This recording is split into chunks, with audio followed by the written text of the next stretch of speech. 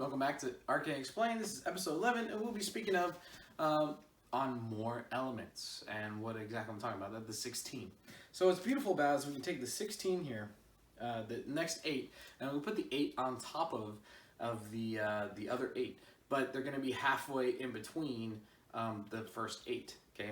And those halfway in between gives a combination of something. So for example, we go fire and air, it's going to combine, and we're going to get atmosphere. Now, atmosphere is a beautiful thing because we're really talking about heat and air, and we're getting that atmosphere. Well, if you think about the weather, it's basically variance of heat all over. Remember, it says lack of, so it's variance of heat all over the planet that's causing the atmosphere to be a specific way. It's a beautiful thing. Causing the air to be a specific way, that's what we call atmosphere. It's almost like it's alive, but it's not. It's just the amount of it that there is. Okay. Then we go to across from that, and these are the 4 things that grow. We're going to go across from that, and we're going to complete that square to understand these combinations.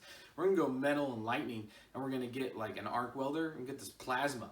Okay. That plasma creates cores. That plasma creates suns and stuff like that. So we have the plasma.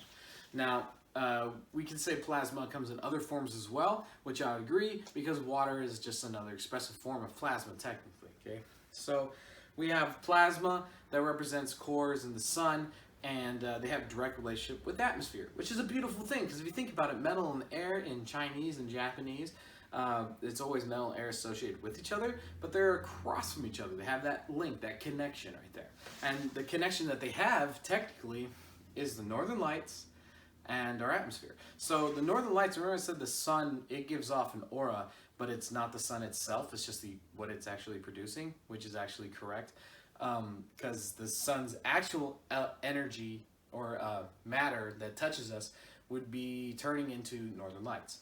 And that northern lights would be showing us it transforming into gases. So we see the northern lights transform to gases, feeding our atmosphere in turn. It's a beautiful thing. You know what I mean? And that magnetism gets to come out of the core and come out of the earth and through the water and the air that gives it that beautiful magnetic sphere where things can grow. Because in the end, we are the end result of the alchemic process. Because that's all I'm describing to you now is the alchemic process. Okay, so to go on that further, we're understanding water and molecular bonding. And the water and the molecular bonding has a beautiful thing because that together gives us the other thing that grows, obviously organic material.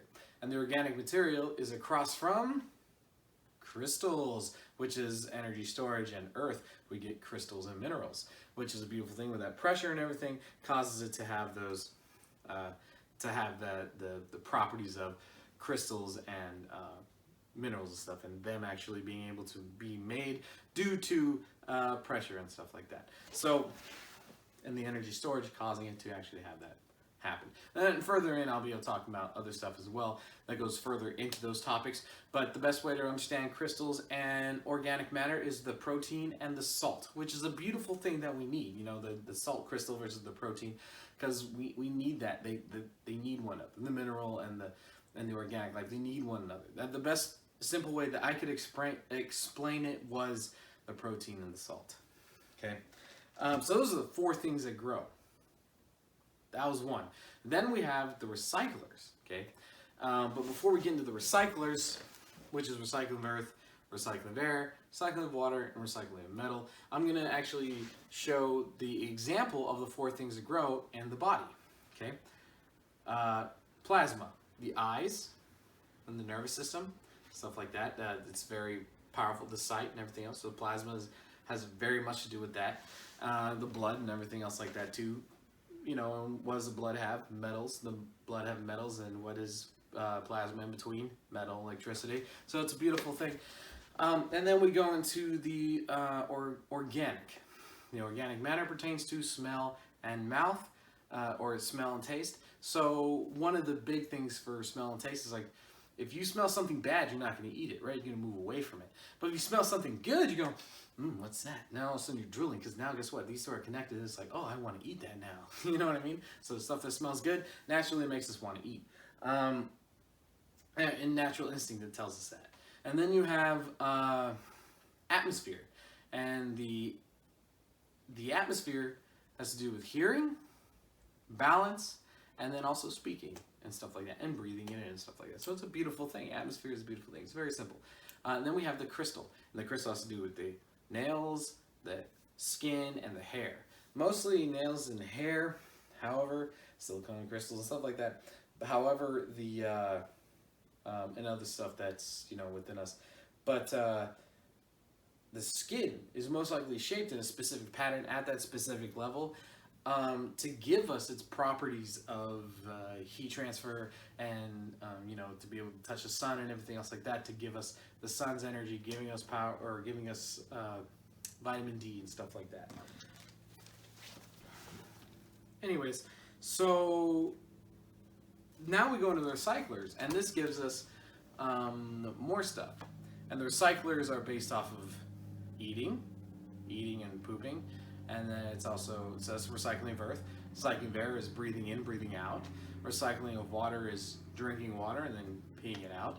And the recycling of metal is sleeping and being awake, which seems like a strange one, but it's there. And I'll explain it further into this.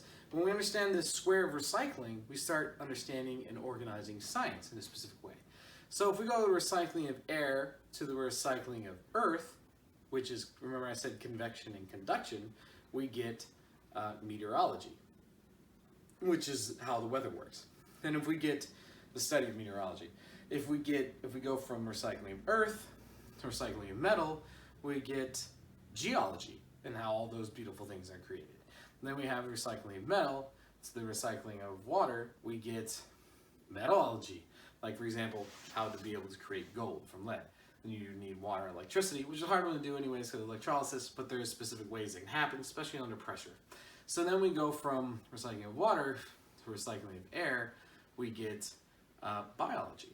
So it's a beautiful little thing we have there, and that's the 16 and how we organize science and what they represent and the further of still. And if we put another 8 in there, we're just going to get a further of those things to explain it even further. And more and more and more, understanding that it starts to describe this thing, which I'll do in the next video. Thank you for watching Arcane Explained, and thank you for watching Arcane Explained. Please like or subscribe.